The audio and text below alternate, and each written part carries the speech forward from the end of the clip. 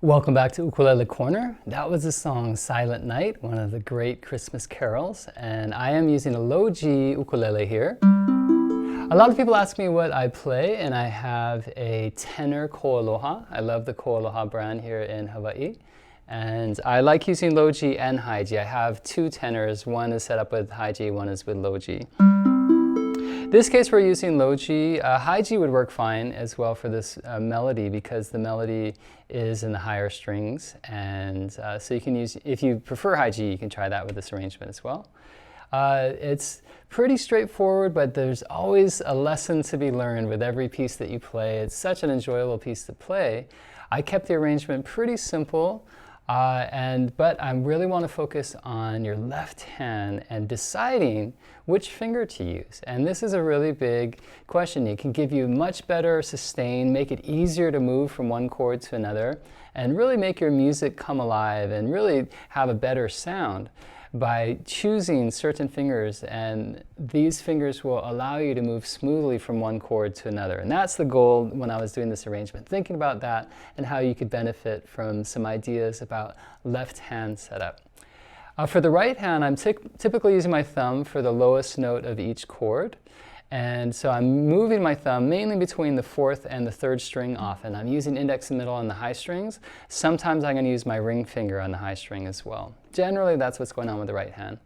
And so we start with a little introduction where I want to use the pinky on the high string. And this gets into the first concept that I want to talk about in the lesson today, is that we're going to cross strings on the same fret, or the first two notes.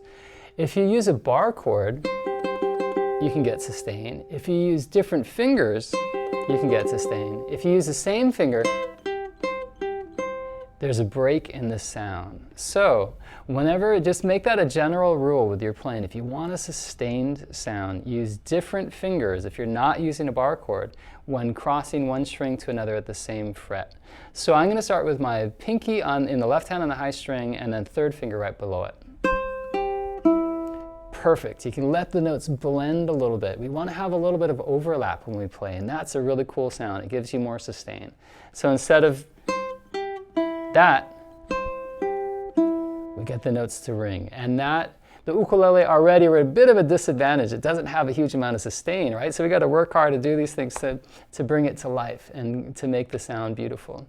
So we're going to do that in the melody while playing with our thumb on the third string. So the first two notes, we're going to play thumb on the third string, middle finger in the right hand on the top. Then go index, then alternate middle. Thumb moves to the fourth string, back to that third finger. That's a G, and then we're going to go to the first finger, and then a D, then resolve down to a C open, third string. So we get this. Then I'm going to play a G7 chord. That's the last 4 bars of the melody. And that's actually a good, if you're ever in a bind and deciding an intro to a song, that's a pretty good way to do it. Just play the last 4 bars of the phrase, and often it resolves really well and it sets up playing the phrase again. So that's how we start here. Now notice this song is a waltz, right? So I'm counting 1, 2, 3, 1, 2, and 3, 1, 2, 3, 1, 2, 3. Our melody, I'm going to start with the 3rd finger on that note G on the 2nd string, 3rd fret, thumb on the 3rd string. Then the thumb's going to move back and forth from the 3rd to the 4th string, alternating. Just leave your 3rd finger down. While you play the high string, let those notes ring together. That's a piece of cake, right? The first phrase. Next phrase, we're going to play a G7 shape. There are many ways we could have a G7 chord. I chose to do a fingering that leads into the next concept I want to look at with your left hand. And so pay a lot of attention to these ideas because they'll really help your left hand. The first rule, once again, use different fingers when crossing strings and playing the same fret. Instead of that, sustain by using different fingers. Next thought, set up your hand where at times, if you can find what are guide fingers, fingers that play one fret on the same string and move to another fret using the same finger, you don't have to then lift the finger off and put it back. You release the pressure so the note stops, but then you can move to the next place. I want to play 2 G7 chords. This first player, usual way of playing a G7 is 0, 2, 1, 2, right? 2nd finger first and 3rd. Now what I want you to do is move 2 and 3 up to the 5th fret. And your first finger is the only one that has to leave the string that's on the 2nd string. It's going to move down to the 4th string at 4th fret. This is called 4th position. Whatever fret your first finger's at, that's a position. So we're going 4, 5, skip the 2nd string, and then 5 in the high string. 1, 2, 3. That's where we're starting in measure 9. Then we're going to fall down to this G7 in a lower position, different inversion of it. With lots of sustain, and then now I could just slide my 3rd finger up. I do that very often between a G and a 7 and a C, but here I'm going to use my pinky so that once again my 3rd finger's free because we need it back on that G and I don't want to jump and lose the sustain up above. That also allows me to put my 2nd finger down on the 3rd fret of the 4th string. This is where having low G is going to help with this note here. That's setting up the F chord. That finger is going to be a guide finger, not leave the string, just move down a fret. There you go, you're at an F chord. See that little pivot? We're leaving our fingers down as long as possible, and we're going to get better sustain that way. More beautiful connected sound. So let me back up a little. Measure 9, we have this. Here comes that 2nd finger. I still got my pinky and 3rd finger down. They're not there in the music anymore, in the sheet music, but we want sustain. I'm letting them ring.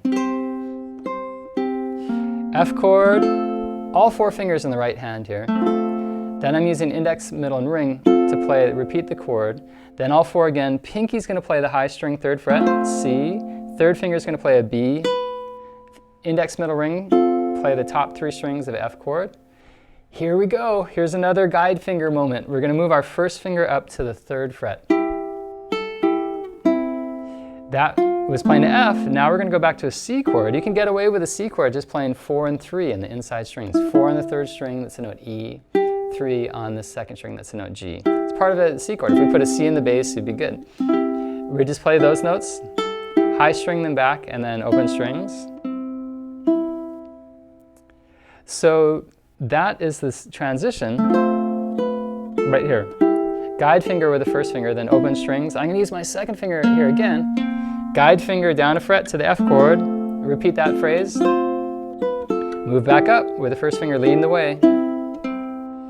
Now I'm going to play, I could have chosen that 3-note G7 chord again, but I wanted to challenge you and put another note in there. So this is like an F chord with that pinky down that we played. Move it up 2 frets, put your 3rd finger down.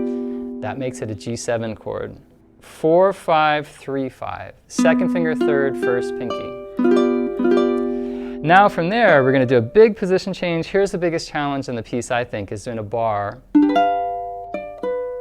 Here's the third point with the left hand. When you do a bar chord, you want to try to have a way to relax your hands so that you can easily play a chromatic scale up above. It's so common to play a bar chord. We're in 7th position here, 7th fret.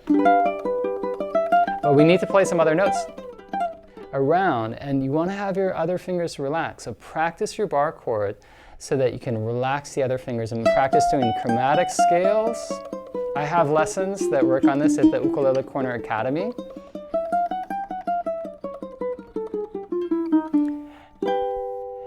And work your way down so that you can very comfortably have a 4-string bar chord with one finger and play other notes. That's what we have to do here. And that's in measure 22. 8th fret on the high string, then we need 10th fret and 7th. F natural, D, and this B flat. Or it's B natural. Then we're going to go back to C. This is a G7 chord. Then, leaving the bar chord down, we go back into a C chord. And this inversion, I call it the F shape using the cage system. It looks like an F chord moved up to the 7th fret. And it goes 9, 7, 8, 7. We want all those notes to ring together. I even wrote on the score, let ring, to make you really know that, hey, that's a chord. They're not just individual notes. Leave the notes down.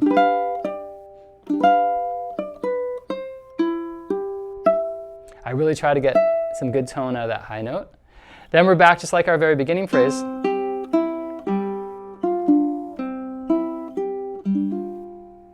We repeat the whole thing. You can play it as many times as you want, actually, and you repeat back at that point to measure 5. Play through the whole piece again. Now for an ending, after you've played the second time, I threw some harmonics in there. And what I like to do with harmonics, next point with our left hand, when playing natural harmonics, instead of being curved on the tip of the finger, flatten your finger. So I'm going to use the pad. I like to use my 3rd finger. And you want those notes to ring together. Right hand tip for harmonics. Move back a little towards the bridge. Play a little brighter. And those notes are going to really cut through. You have to play with a little more intensity with your right hand to make the natural harmonics really come out. So I'm playing, I move as I play different strings doing harmonics. I try to hit the same part of the 3rd finger. I'm not just laying it flat and leaving it there. It can sound a little muffled. I'm trying to get that sweet spot on the flat part of the finger. Then ending a C chord bar shape. And this gets us to our last point. With bar chords, only cover the strings you need. It saves energy with your left hand. You don't have to bar all 4 strings when you play this 5, 4, 3, 3 C shape. I call it, it's based on the A chord, moved up to 3rd position. Having the 1st finger just cover 2 strings, it's going to be so much easier. And the last thought with left hand concepts. When doing bar chords, play right up against the fret wire. Don't have your hand tilted back like this. That's why B flat chords so often just sound miserable, right? You get that muffled sound on top. You have to have your 1st finger straight right up against the fret wire. I even lean it back a little bit and press, not pressure down, but pressure forward into the fret. Then you barely need any pressure. Your hand can be relaxed. Those notes sound great. So that is the last point. When you do this last chord, only cover 2 strings. I write it in the score, half C Roman numeral 3. That means half capo, half bar at the 3rd fret. Okay, so that is an overview of Silent Night, this arrangement. You can add to the arrangement. You can add more arpeggiation with your right hand, passing tones and things. But this is a really great place to start with, and it will help you focus on all those concepts with the left hand. Let's go over them again just so they settle in. Try to use a different finger when playing notes on the same fret across strings, unless you use a bar. So the very beginning, we're going from our 4th to 3rd instead of 3rd jumping. That's for sustain. Next, look for guide fingers. 2nd and 3rd fingers stay on the string as you move. 1st finger stays on the string. later in the piece, going from F back to the C chord. Next, when you do a bar chord, practice using the other fingers so that you can relax your hand and not have so much tension. I've seen many students do this vice grip where you put 2 fingers down to get a bar. Don't do that. You want to have the other guys ready for action. So work on that. Then finally, only cover the number of strings that are needed. Don't do a bar for all 4 strings when you only need to cover 2. It's another way of relaxing your left hand. So if you like this lesson, please subscribe to the Ukulele Corner YouTube channel. And also consider becoming a member at the Ukulele Corner Academy. Check out ukulelecorner.com. And I have a whole curriculum: classical music, Hawaiian music, pop music, folk, jazz, all kinds of things. Music theory, lots of technique. And you can really improve your playing. We have live video lessons, group lessons. They're a lot of fun right here in my living room. So come check it out, and I'll see you there.